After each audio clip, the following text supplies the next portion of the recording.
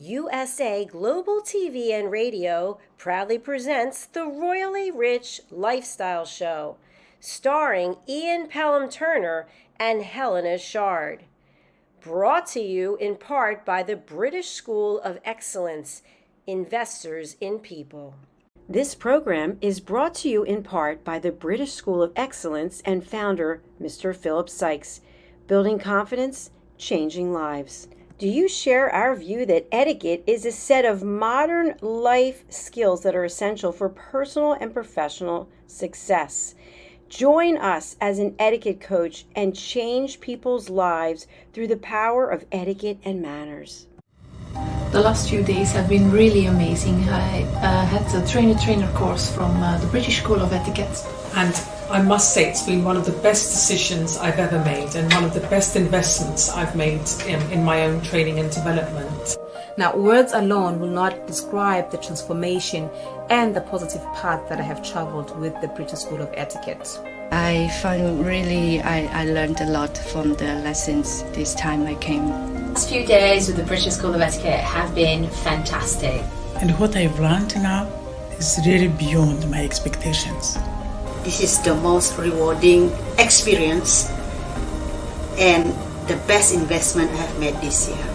It was just great. I learned so much, and when I go back to Belgium I will incorporate a lot of it into my day-to-day life and business. It's been absolutely wonderful for the whole week that we were here. I feel transformed, and I feel like blowing a trumpet and tell people, come and do this school, this class is the best, this is the best school ever.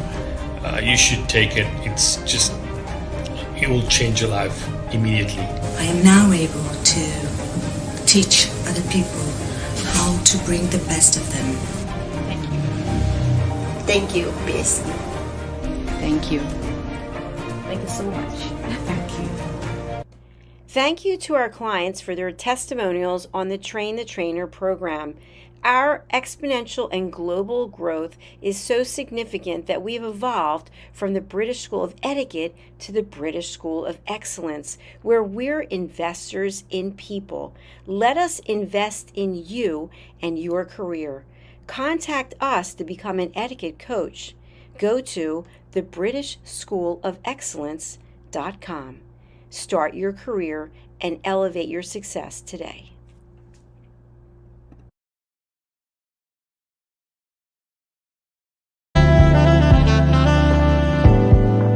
Welcome to USA Global TV and Radio, where our mission is to provide education, entertainment, hope, and inspiration.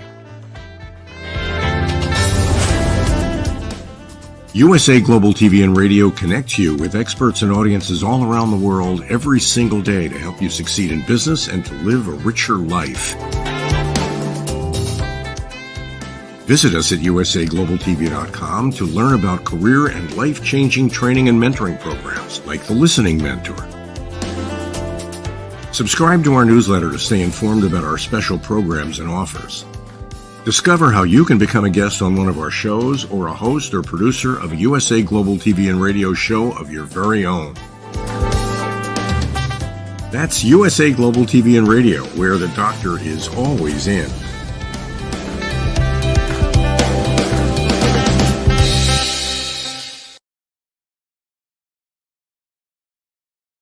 Prince Harry awarded just over £140,000 in court. British Hope at the Golden Globe Awards. The Princess of Wales helps a baby bank. And Adele opens up about her life. My name is Ian Pelham Turner. And I am Helena CHARD. So welcome to the Royally Rich Lifestyle Show on ALB UK television. As always, we've got some great stories ahead of us, but we've got some breaking news with Prince Harry as well. So let's roll the titles and go on with the show.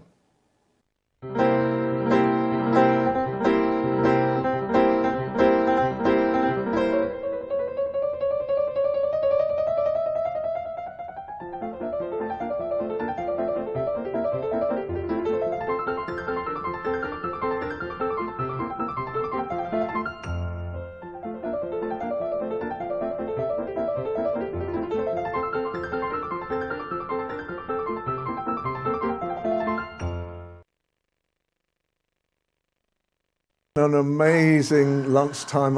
We've been Hasn't scrambling. it? We're getting calls from all over the world, aren't we, on this royal story? There's different platforms. So Prince Harry has basically won his case. He's been awarded damages. This is from the Mirror Group.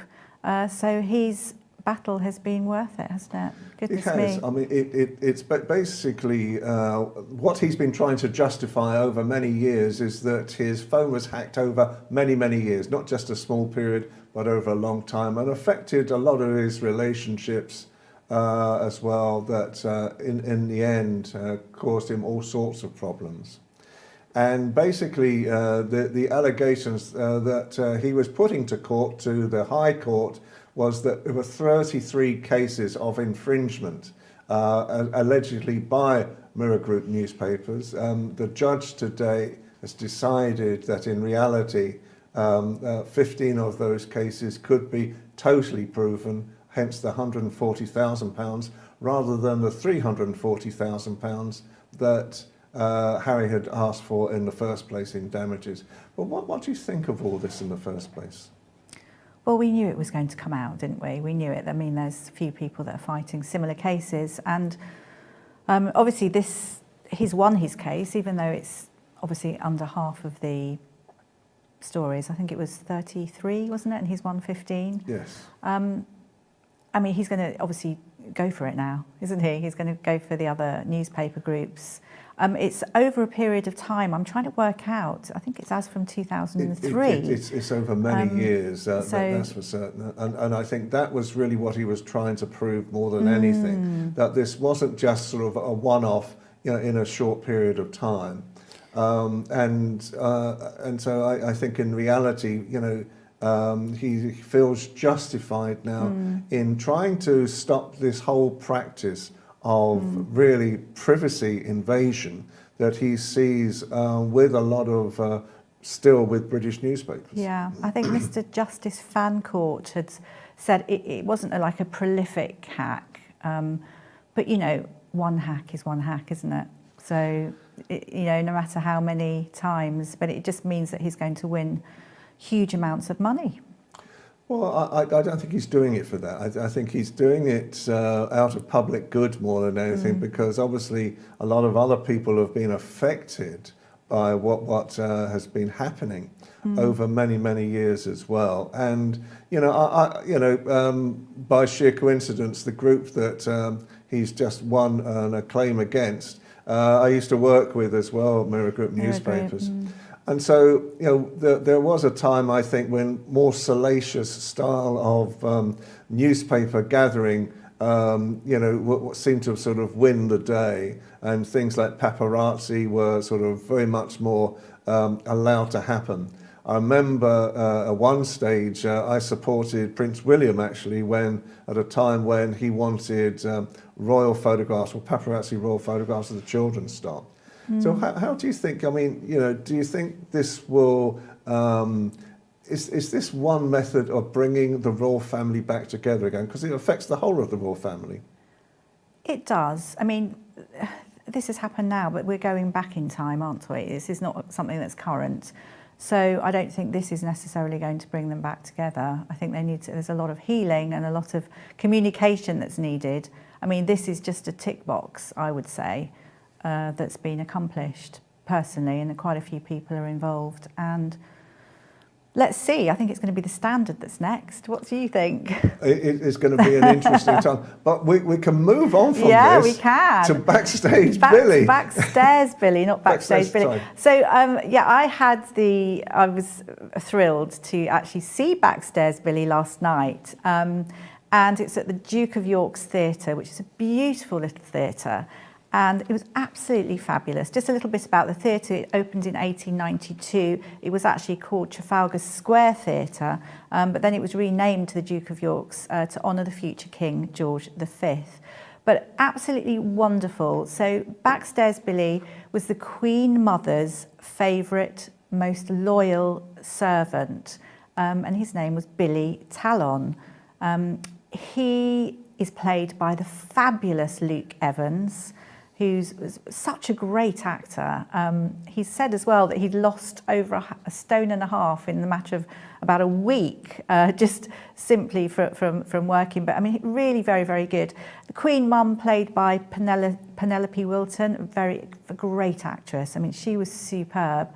And of course, the corgis who were on the stage, they were really good fun. In fact, they're not corgis, they're dorgies, which is the cross mix. The dorgie, which is the Daxi, I think, and the corgi. So they're a better temperament for being on stage.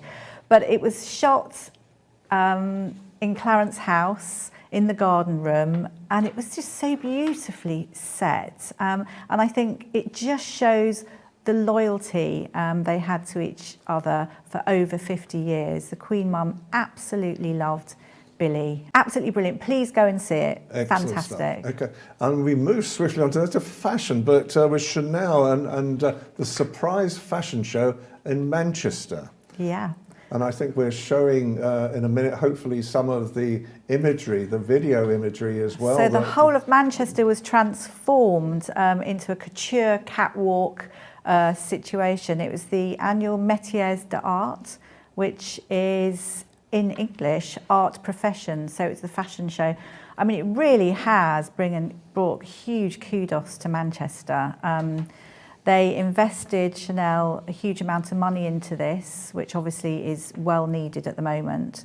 Actors, Kristen Stewart, Hugh Grant, Tilda Swinton, there were so many people that were there, and I mean, loads and loads of VIPs. And I think there was a big sort of perspex thing as well, built over a canopy, built over the area where they held the catwalk. Chanel began buying in 1984, and all these small specialist workshops they've got together. So the whole thing is trying to preserve all the great luxury. So, and that's something that we want over here. I mean, obviously it's French luxury, but it's still fabulous. Absolutely. And we move swiftly onto that because it's a packed show today, folks. So Alicia Keys. I mean, Alicia Keys is the most phenomenal performer. I mean, she's a great singer, she's a great pianist, and she surprised fans in King's Cross. Can you believe it? Can you imagine being someone turning up and seeing Alicia Keys? And I think we've got 1 minute of her video that we're going to show. St Pancras' Station. There.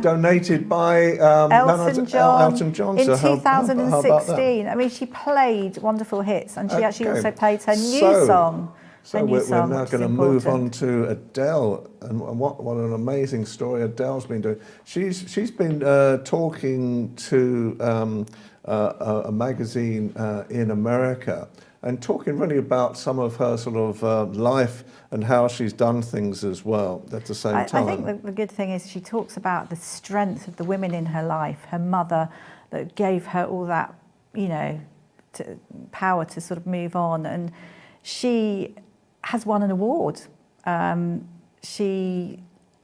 Unbelievable really to think that her first album dropped in 2008. But this award, the Sherry Lansing Leadership Award, which I had no idea about, she won that on December the 7th. And really quite high profile women win this award, like Oprah Winfrey, various others. But this is for her philanthropic ways. She's a great supporter of different associations. And she really gives so much to people. And the funny thing is, being a singer, she said sometimes to have to go out and do all this work, the performing that she does, her residency in the States, I think her third leg, which is in January, she's works hard. Yep. And is she interested in acting, or is she not interested in acting? This is what they're saying now. But it's just interesting to find out that she's helped the Grenfell Foundation, SANS. She works with LGBTQ communities, Drop for Drop. I mean, she's done a lot of different things. She's due to be doing her Las Vegas show starting in January again. She's just an all-good egg, as we would say in Britain. She is a good egg, and she gives back. You know, when there are new people that are releasing their albums, etc., she rings them up and she gives them some well-deserved advice, because she didn't have that when she was getting going. Excellent. And that's so important. It's that ripple effect. Absolutely. And now we move swiftly on. Yes, again. To the Princess of Wales and Kate. Yes. What's Kate been up to? So the Princess of Wales, she has launched the Christmas Baby Bank Initiative. Now, this baby bank was based in Windsor. It's been going for 5 years. And she turned up with her children, Prince George, Louis and Charlotte. And they were so enthusiastic. They were volunteering, getting things ready to be put into packages. They were engaged, they were enthusiastic. Obviously, Louis was thinking, I think he was in a toy shop, but it was amazing. And George was just really engaged and wants to come back, which I think is wonderful. The baby bank obviously supports parents and carers who are doing their best to provide families in these challenging circumstances. So we have actually a video, a heartwarming video, which hopefully we can see. In fact, I don't think we have it, but do you know what? We'll show it another time. Yep. But it's great that everyone is working towards. Yep. So good. Very swiftly, sorry today, it's a packed show today. So the Golden Globe Awards at the moment, basically we're looking at both Barbie and Oppenheimer. They both have British interest to them. Obviously, Barbie was filmed a lot in London, and Cillian Murphy, who I think was in Peaky Blinders as well, another TV series, is the star of Oppenheimer. So we wish them all the best. The Golden Globes is really the precursor to we'll find out, I think, in the beginning of January, isn't it, that we're here. So, but they're both such amazing performers. And the cinematography actually in both of those is phenomenal, isn't it? Absolutely phenomenal. But so there's lots more news. Do we have lots more time? Do we talk about all the fun things that the Royals are doing at Christmas? I was just going to say that next. You took the words right out of my mouth. All the presents and things. The funny thing that I found out, I don't know whether they're still doing it, but I know in 2018 they were doing it, the royal family, that actually when everyone comes to Sandringham, and a lot of it, obviously going to church and things to begin with, but a lot of it is to do with eating, drinking, chatting, family time. And they do actually weigh each other to begin with, and then weigh each other afterwards. Well, how PC this is, I don't know. But this, I know that we're doing it, as I said, 2018. But if you put on, is it 1.4 kilograms? I'm not good with kilograms. And you've had a good time. So that's how they work out if you've had a good time. And I just think, wow. Well, I know we've been asked what type of presents have they talked about in the past, and there's been these strange things like I think Charles was given a toilet seat by Princess Anne. The mind. Do you know, for me, I think the best present, I mean, there's lots of funny ones. I mean, I know Prince William gave the late Queen Elizabeth II some fluffy slippers with her face adorned all over them. And Princess Anne, who I think is the queen of presents, or giving presents, she gave a pepper grinder, a light-up pepper grinder for the king of barbecues, who obviously is the late King Philip. the King of Barbecues, the late Prince Philip, sorry. So you can imagine being outside slightly in the dark and having that's good. I think that's good. Well, I know a lot of them are sort of cheaper presents. Well, what do you give the people that have lots? The one that amused me, and obviously with Harry being in the news again today, was the shower cap. He gave a shower cap to the Queen. I can't say exactly what's written on the shower cap because it's quite rude, I would say. It's a rude slogan. And also, Prince William gave his brother a grow your own girlfriend kit. Say no more. And this was worked. Before Meghan, yeah, should I sort of say, at the same time. So, basically this time of year, what does Christmas mean to you now, personally? Oh, do you know, Christmas, I mean, personally, just actually being able to stop and relax. But, less is more. I just want everyone to be happy. We want peace in the world. There's a lot of upset, isn't there? And when it comes down to presents and gifts and things, gosh, what's the biggest gift you can give? I mean, really to be there for people, just to be aware what people are going through. So it's hard times, isn't it? It is, and I'm very pleased that in a second now we're going to be talking to Simon MacDonald, a great friend of ours from previous TV shows that we've worked with as well. He's a tremendous advocate for Scotland, and he's written his new book. He has, and he's going to be telling us all about it. And I'm so thrilled, we're thrilled to have Simon MacDonald with us, a very talented gentleman. I couldn't quite say gentleman. He is a broadcaster and a fabulous author. Simon, hello.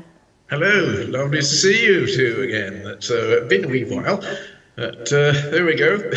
Oh, we're so thrilled you're with us. And so excited about your new book that we've heard a lot about, A Rhyme in Time. And it would be lovely if you could just share a little bit about it. Yeah, well, I actually started writing it quite some time ago, probably about 2011. It just sort of came, sort of flash of inspiration. Granddaughter was born, and so the book is actually dedicated to her. It's sort of modern nursery rhymes rather than the old traditional ones, but it's got a sort of traditional slant. So I've written the book and illustrated it as well. I've always enjoyed drawing and painting and so on, so put the two together, and hey presto, out we come with a rhyme in time. And I'm now being asked to do another rhyme in time as well. So this could become quite infectious. Yes, there we go. Excellent. How can people get hold of the book, Simon? It's available through sort of various different platforms, Amazon obviously, and Ingram Sparks, and various other outlets as well. Amazon seems to be the favourite choice these days, I believe. So there we are. There's some of the illustrations going on there. Beautiful. They're really beautiful. I can't believe that you've actually drawn those. They're yours. Yes. Very talented. I'm just having so much fun doing it, really have. And it's great escapism from my regular job. But it's a complete switch off and switch on to another world, really, as almost a fantasy world. So it's been very therapeutic as well. So we obviously know you from working on USA Global TV as well, who we've been working with at the same time with Jacqueline Kerbeck. Have you got a very short poem that you can just say right now? Is that possible? Yes, certainly. Right, well, there's one, it's very simple. It's The Letter.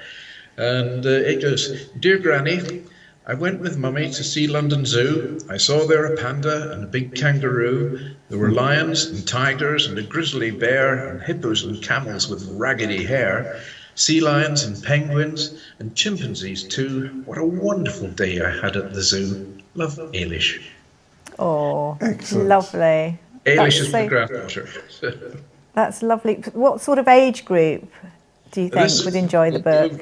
Oh, this goes from really from baby up to probably about 12 years old. But it also sort of encroaches into the world of adults as well. Because I've got so many adults that said, well, we bought a copy for a grandchild or for our child or whatever. So we're having to buy another copy for ourselves. We love it. It's appeals to everybody. Simon, thank you so much for your time this afternoon. Sorry, it's a very short one today. There's a lot of news, including Prince Harry today, so we're having to cram everything in, but we will have you back again soon. My love to Scotland as well, and I'm sure Helena will be seeing you again very shortly. Definitely. Thank you, Simon, and we'll have you on soon again. Absolutely. Especially as you've got another book coming out as well. Wow. Oh, just they're just rattling out. I think The I've got suspense. writer's bug now. Oh, Okay. lovely. Thank Take you for care. joining us. Thank Thanks, you. Simon. Bye now. Thank you. Bye. So can I thank Simon MacDonald again for his wonderful sort of story, and that was a rather lovely poem from his new book. And now we have the incredible Philip Sykes. Good afternoon, Philip. A very, very good afternoon to wonderful Ian and delightful Helena. How are you? I want to be delightful too. I want to be lovely delightful. to see you, Philip. So, Philip, this afternoon, basically, I was just going to ask you the question: can excellence and can etiquette really help British business in 2024? What's your take on this? What a great question, Ian. You always throw these incredible questions at me. 150%. Etiquette and excellence helps us build trust and reputation. It enhances amazing communication. It facilitates networking and building rapport with people. Remember, people do business with people they like and trust, and people that they feel comfortable with. It really does, for me, again, I think one of the big things is attracting and retaining talent. Culture of excellence and good etiquette makes a company more attractive, and it's really going to help their employees, and it also contributes to employee satisfaction and retention. And again, the power of etiquette and manners and excellence is going to drive innovation. It's about a focus on excellence, which encourages continuous improvement and innovation. Companies that really strive for excellence are more likely to invest in training, research and development, and also quality improvement, which really will give them that incredible, I suppose, edge against any competitors. And then when it comes to understanding the importance of etiquette and excellence, think about global expansion and being adaptable in this amazing, very small world that we live in. Understanding diverse cultures and knowing how to connect with them on their cultural level is going to build these amazing bridges. So those are just a few areas that I could 100% share with anybody that, really understanding and having a commitment to etiquette and excellence can 100% significantly enhance a business ability to be stronger, to build incredible relationships, to communicate effectively, and provide outstanding service. Wow, that's lovely. So Simon, obviously our economy is flatlining, I'd say, teetering on recession. We need business, we need new businesses. Do you feel, when people are feeling not so flush, do you think they should spend the money, and will it help them from now if they get going, even if they've sort of not quite started their business, but they're just trying to push forward? Helena, are you suggesting that people invest in coaching and training and developing their teams? Is that the question? Yes. The question. 150%. There's the adage in life that people say, what happens if I train that individual and they leave? The big thing is, what happens if you don't train that individual or that team and they stay? And this is a very big, this is the rock and the hard place. I think one of the fundamental aspects of people's knee-jerk reaction is, we need to cut spending on training and education and coaching.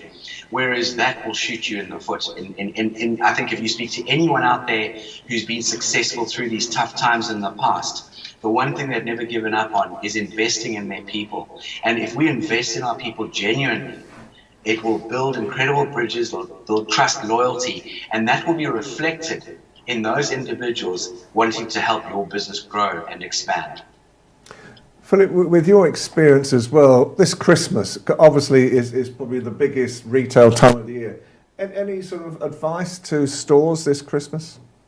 Pay attention to your customer. Get to know your customer. Make them a client. Get down to the finite detail. Honestly, it's all about how you make people feel. There's this wonderful quote behind me that Maya Angelou put together many years ago.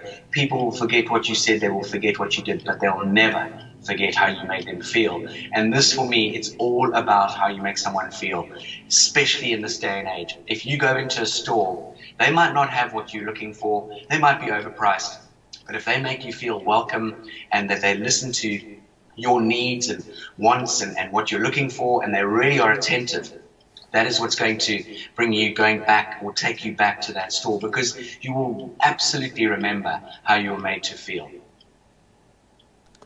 And Philip, just finally, sorry, because we're on time this afternoon with the Prince Harry story as well. How can people get in contact with you? If anyone wants to reach out to the British School of Excellence, please email us at hello@thebritishschoolofexcellence.com or send us a WhatsApp on +44 780 885 9914. And please do take time to look at our website, which is thebritishschoolofexcellence.com.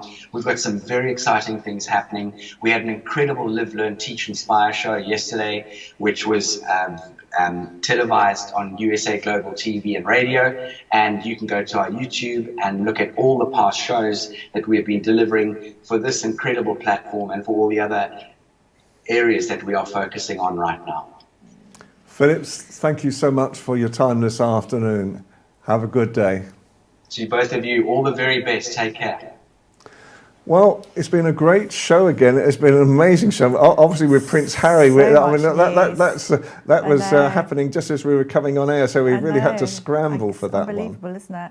So that's a cute feather in his hat, I think, and we'll see how things pan out for him. But a great show.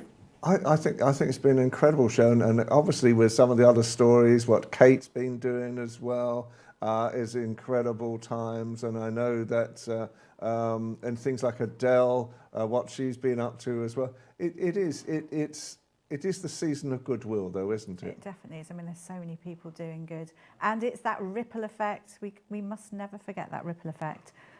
We can all do so much good. Absolutely right. So for me, Ian Pelham-Turner. And from me, Helena CHARD. Can I thank ALB UK TV, as always, for producing this show, and USA Global TV and Jacqueline Kerback for putting out in America at the same time and creating such an interest for us right across the world. So from the two of us, have a great week, and we'll see you again next week. More Christmas stories, more royal stories. Bye for now.